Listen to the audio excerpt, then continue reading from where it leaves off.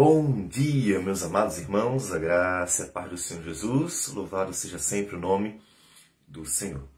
Se você acha que a sua vida está difícil, cada lutas e tribulações, não vamos diminuir o seu sofrimento. Todavia, pense como deve ter sido difícil para Jesus viver entre os pecadores, conviver com as pessoas, sendo ele puro totalmente. Ele nasceu sem pecado, ele nasceu sem inclinação para o mal. Ele, quando bebezinho, não fazia malcriação, ele não mentia, não enganava, ele sempre falava a verdade, sempre obedecia. Ele era simplesmente o tempo inteiro uma criança, depois um adolescente, depois um jovem, e até o final perfeito. Tudo que fazia era certo, bom, não havia maldade, não havia malícia, não havia inveja, não havia orgulho, não havia nenhum pecado, porque ele nasceu puro, por ser o Filho de Deus. 100% homem, 100% Deus. Então, com certeza foi sofrível para ele viver entre os homens. E a gente pode ver isso numa expressão dele mesmo no Evangelho de Mateus, dando sequência. Capítulo 17, versículo 14, que diz assim: E quando chegaram para junto da multidão, aproximou-se dele um homem que se ajoelhou e disse: Senhor, compadece-te de meu filho, porque é lunático e sofre muito, pois muitas vezes cai no fogo e outras muitas na água. Bem, observe que ele não tinha sossego, né? Quando eles descem do monte onde houve a transfiguração, já chegou junto à multidão. Então ele não tinha sossego, era pouco tempo que ele conseguia se separar. Basicamente ele fugia para poder ter os momentos particulares de oração, para poder estar sozinho com o Senhor, até para descansar mesmo. E assim que ele desce, já aparece um desafio, um problema para ser resolvido, né? O menino que estava endemoniado, é interessante que ele diz lunático, ou seja, agia de uma forma irracional, né? Isso por causa de demônio. Isso não quer dizer que a gente tenha que dar um parecer que todos os problemas mentais são consequências de demônios. A gente não tem como atribuir isso necessariamente, porque doenças existem, né? Doenças são doenças, e nem toda doença ela é o resultado do demônio. Mas pode ser? Pode ser, né? A Escritura mostra até mesmo uma senhora que andava encurvada e disse que Jesus chegou lá e expulsou o demônio. Interessante, o cego ele cura, mas ela naquele momento ele expulsa o demônio. Então não é que toda doença é o resultado de demônio, de forma alguma. A Escritura faz essa distinção. Jesus ora está curando, ora está expulsando o demônio. Então, as duas coisas são reais. E as duas coisas têm a ver com a realidade de um mundo debaixo do pecado, claro, né? E todos esses males, então, estão presentes no mundo. Mas nós devemos ter cautela em atribuir se é demônio, se é uma doença. Porque as duas coisas são possíveis. Tanto ser doença, quanto ser demônio. Nesse caso, era um demônio de fato. E o pai ele está desesperado. Você vê o amor, o zelo, o cuidado de um pai para com seu filho. Natural, né? Natural. E ele está desesperado por causa disso. Só que aí, nesse momento, acontece um detalhezinho interessante. Versículo 16 diz assim: Apresentei-o aos teus discípulos, mas eles não puderam curá-lo. Ou seja, os discípulos que já viram Jesus fazer isso muitas vezes, queriam tomar uma atitude agora. Agora vamos ou aprendemos com o mestre. Nós vimos o mestre fazer, nós ouvimos como é que o mestre faz, nós até, não pode dizer assim, como nós vemos lá atrás, em Mateus, capítulo 10, quando o Senhor Jesus dá instruções, ele envia, né, os discípulos, dizendo, né, para eles procurar as ovelhas perdidas da casa de Israel. Os discípulos até chegaram a fazer um estágio, né, e voltaram encantados, maravilhados, porque os demônios obedeciam eles curavam, eles chegaram maravilhados.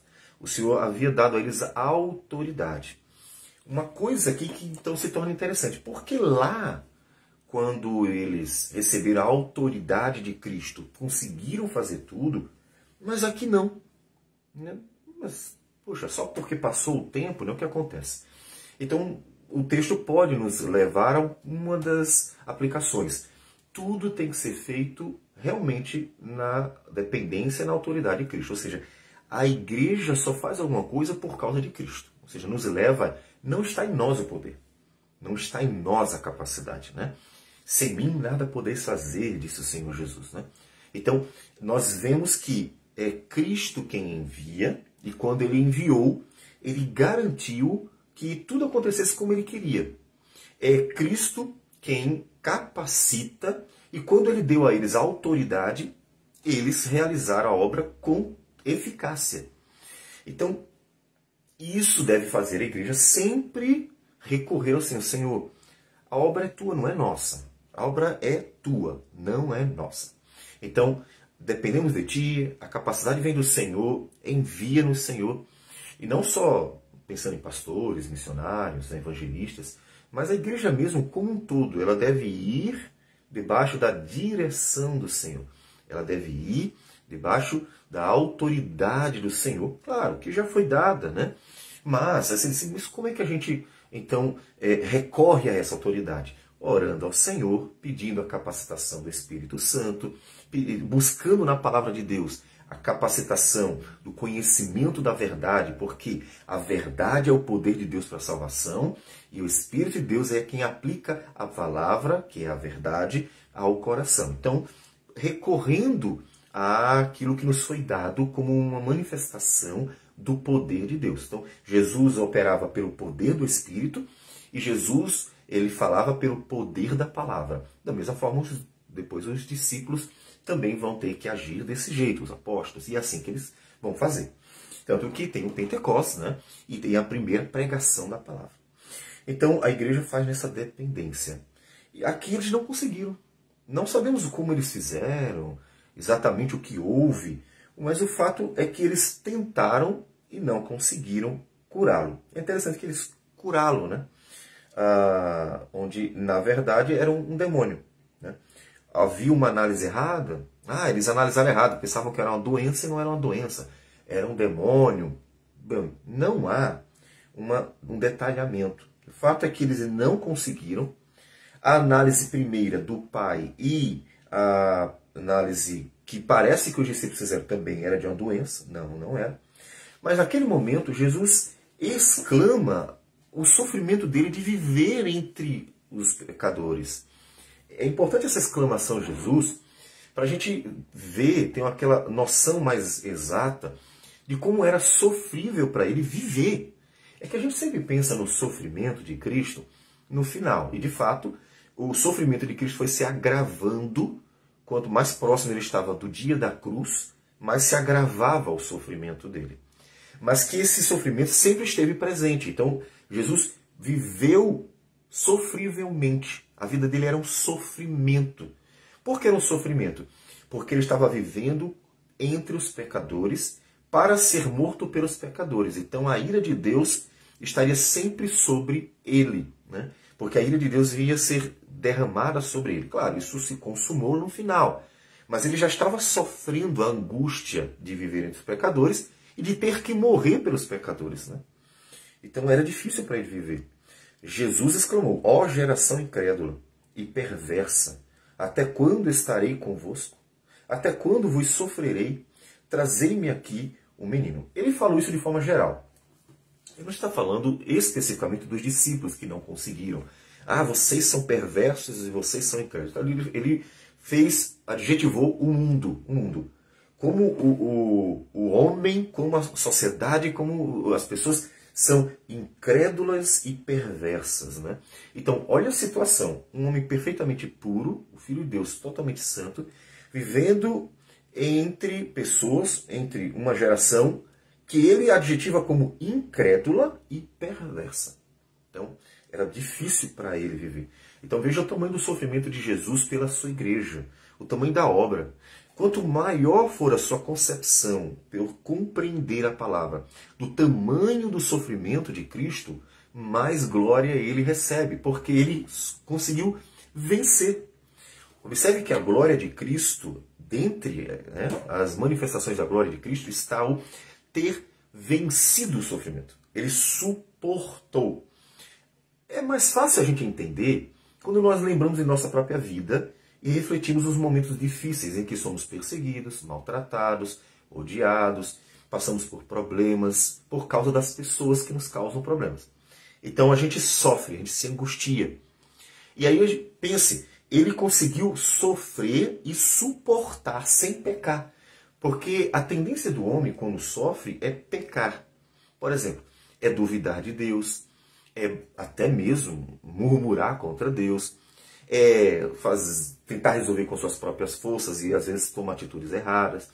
Então, a gente tende a isso, a gente tende ao pecado quando somos apertados pelo sofrimento. Então a gente está sempre pedindo a Deus, Deus nos ajude a suportar, nos ajude a ter paciência, nos ajude a perseverar. E o Senhor Jesus suportou pacientemente, conseguiu resistir a todo o sofrimento sem ceder, sem desistir, sem abandonar, sem murmurar, né? E sem fazer nada de errado. Né? Então, como foi difícil para ele? E, diante daquele momento, ele exclama o seu sofrer e pede para trazer um menino. Então, veja que o Senhor Jesus estava sempre realmente disponível, disposto a atender, a ajudar. E isso é fantástico. Jesus viveu para servir. Meu Deus, eu queria tanto que as pessoas entendessem isso dentro da igreja. Os pastores entendessem isso, os presbíteros entendessem isso, a cristandade entendesse isso. Jesus viveu para servir. Porque em nossos dias, nós outra vez voltamos ao problema das cúpulas religiosas, em que a liderança ela vive para ser servida. Então, as pessoas estão muito preocupadas em o que vão receber, se vão ser obedecidas, se vão mandar, o status que vão ter, e assim por diante. Elas estão muito preocupadas com elas mesmas. As coisas giram em torno delas. E Jesus, que sofreu a geração dele, viveu para servir as pessoas. É totalmente o oposto da nossa realidade. Então, lembre-se disso, pense, você que é pastor, você que é presbítero, você que é diácono, você que é membro da igreja, não importa o que você faça, lembre-se, Jesus, sofrendo aquela geração, viveu para servir, dando sua vida o tempo inteiro. Traga o menino, e lá vai ele realizar a obra. E assim ele estava o tempo inteiro. E ele mesmo disse, né? Mais à frente, nós vamos ver que o Senhor Jesus lava os pés dos discípulos. O Senhor Jesus ensina aos discípulos de João 13, ele diz assim, olha, se eu que sou mestre e sou Senhor, lavei vossos pés, vocês também devem lavar os pés uns dos outros. Portanto, o propósito é estar abençoando, o propósito é estar ensinando, o propósito é estar cuidando, o propósito é estar ajudando, o propósito é estar protegendo, o propósito é estar livrando, o propósito é estar dirigindo na palavra de Deus. O propósito é esse. Esse é o nosso propósito. Quando é diferente disso, é completamente diferente do que Jesus fez e do que Jesus ordenou como mandamento, porque ele disse que deveríamos imitá-lo lavando os pés uns dos outros. Esse é um pecado que a gente precisa corrigir de dentro da igreja. Então, versículo 18 de Mateus 17 diz, e Jesus repreendeu o demônio, e este saiu do menino. E desde aquela hora ficou o menino curado. Então, Jesus simplesmente fez o que tinha que ser feito. Veja que muito objetivo, Jesus com autoridade, a autoridade de Cristo, ele ordenou e simplesmente o demônio teve que sair. Não houve uma briga, uma confusão, uma guerra, né? Não, não saio não, tem que sair, não saio não. Não. Cristo é o Senhor da glória. A ele pertence tudo. Ele ordenou, saia do menino e ele saiu. Então, teve outros momentos em que uma casta, né? E o Senhor Jesus manteve a sua autoridade sobre eles e eles também saíram. Aparentemente, pode-se dizer assim, mais difícil, mas no final das contas, prevalece a autoridade de Cristo, né? Então ele repreendeu e o menino ficou bom a partir daquele momento. Então os discípulos, aproximando-se de Jesus, perguntaram em particular: por que motivo não podemos nós expulsá-lo? A dúvida maior ainda, porque ele um tempo antes, eles tinham expulsado. Porque o Senhor Jesus deu autoridade e eles saíram pregando o evangelho do reino, na palavra de Deus, expulsando os demônios e curando as pessoas. Voltaram encantados por causa disso. Mas por que agora a gente não conseguiu fazer isso? Então veja que eles ainda eram deficientes, né, na sua fé, muito deficientes. Como ele vai responder? E ele lhes respondeu: por causa da pequenez da vossa fé. Pois em verdade vos digo que se tiverdes fé como um grão de mostarda, direis a este monte: passa daqui para acolá, e ele passará. Nada vos será impossível. Jesus não está dizendo que a gente vai fazer essas coisas. Se, ele está usando possibilidade, tá? O subjuntivo é o modo de possibilidades,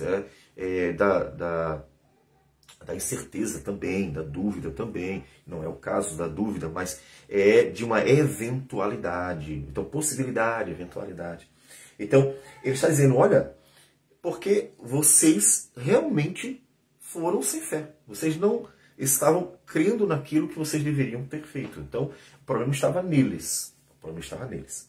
E isso Jesus diz, porque a fé, por menor que ela possa parecer, e ele compara, porque a ideia é, olha, não é que a gente vai quantificar a fé, a medida da fé, né, o comprimento, o peso, nada disso. Mas, por menor que possa parecer a fé, se ela é fé legítima, se a pessoa crê de verdade, se houver uma convicção plena acerca daquilo que Deus prometeu em sua palavra, veja, não é fideísmo. Eu posso tudo, então eu vou crer e vai dar certo. Mas Deus nunca prometeu tudo, né? Eu vou ser rico, eu creio que eu vou ser rico, e aí a pessoa vai ser rica. Não, Deus nunca prometeu isso. Então, aqui, a fé deles, relacionada ao que eles iam fazer, porque Jesus já tinha dado autoridade.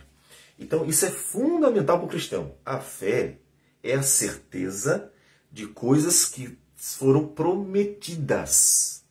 A fé não é um salto no escuro. Eu creio em algo. O que você crê? Eu creio nisso. Então, com certeza vai acontecer. Por quê? Porque eu creio.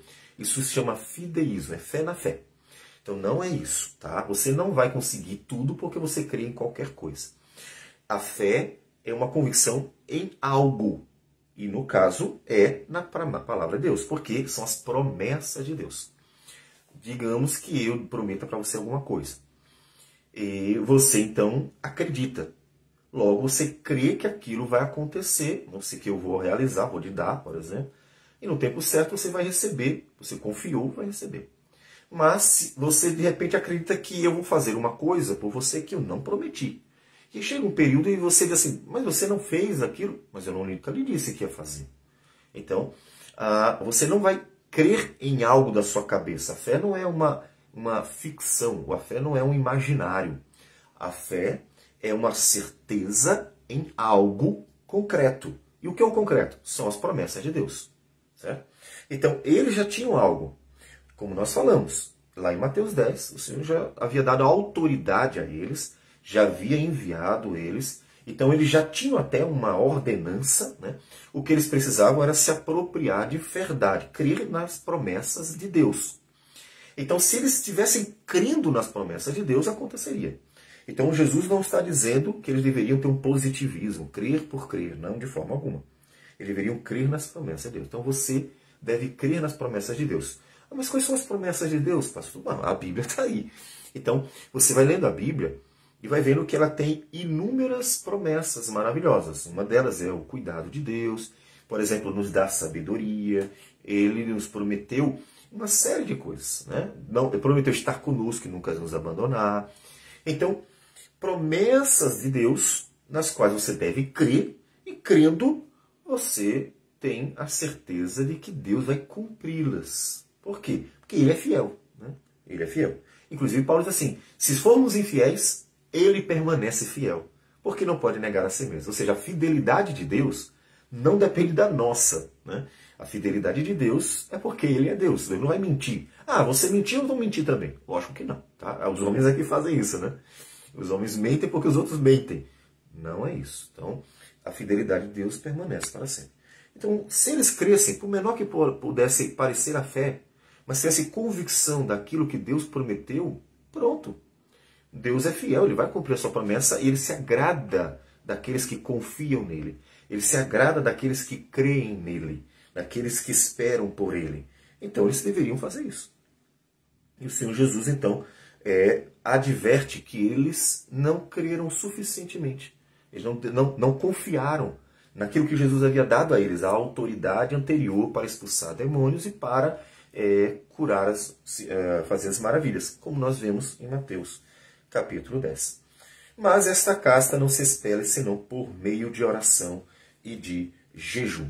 Bom, temos esse versículo aí que parece nos indicar que o Senhor Jesus estava em oração e jejum. A gente, de fato, pode dizer que ele tinha passado um tempão orando, porque ele estava no monte e houve a transfiguração, né? Foi no período anterior.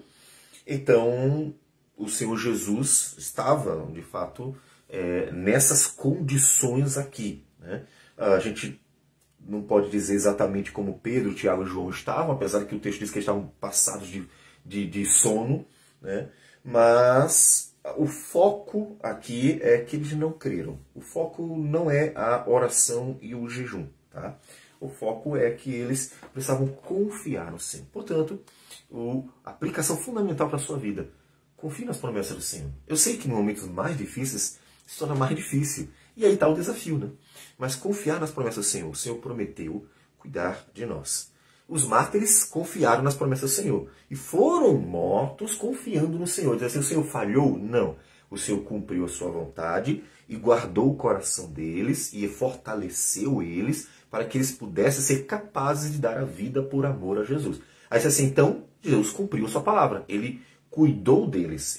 Ele capacitou. E só o capacitar para realizar uma obra tão difícil, que é morrer pelo Senhor, que é ser perseguido e não desistir, só o suportar já mostra o cuidado de Deus para com o seu povo. Então o cuidado de Deus não deve ser interpretado como ter tudo. O problema é que nossa sociedade, que é muito avarenta, que é muito apegada aos bens, à idolatria do dinheiro, dos bens, que está sempre pensando em si mesmo, né? A autoidolatria, né?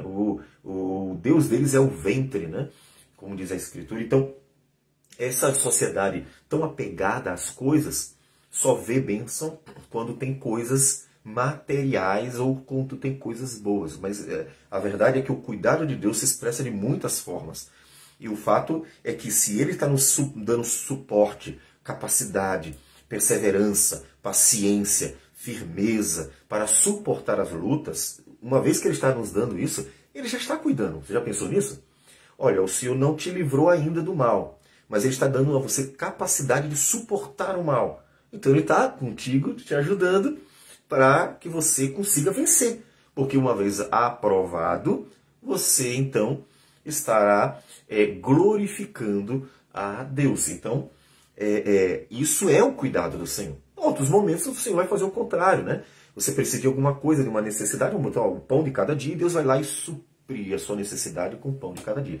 Então, tanto uma quanto a outra forma de Deus operar são expressões do cuidado de Deus. O cuidado de Deus não se dá apenas quando Ele dá as coisas, se dá também quando Ele opera em nós, para nós podermos viver, né, nesse mundo que jaz no maligno. Então, vamos orar ao Senhor. Senhor Deus amado, bendito o Teu nome. Nós agradecemos por tudo. Nos ajude sempre, Senhor. Nós reconhecemos que às vezes a nossa fé é diminuta. E então, nos esquecendo, ou Deus não conseguindo firmar-nos nas Tuas promessas, às vezes, Senhor Deus, nos sentimos desconsolados.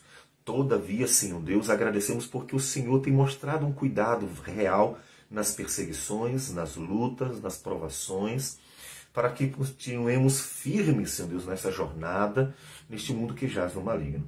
Pedimos que o Senhor, ó Deus, continue assim, ó Deus, cuidando da Tua igreja, também das suas necessidades, Pai, porque Tu sabes que precisamos do Teu cuidado para tudo. Afinal, não só de pão vive o homem, mas de toda a palavra que procede do Senhor. Ou seja, tudo que precisamos, tudo depende de Ti e vem de Ti. Então nos ajude, Que o Senhor seja glorificado tanto na firmeza, perseverança da tua igreja, quanto nas alegrias dela por ver a tua providência, Senhor Deus, também na manutenção e naquilo que ela precisa.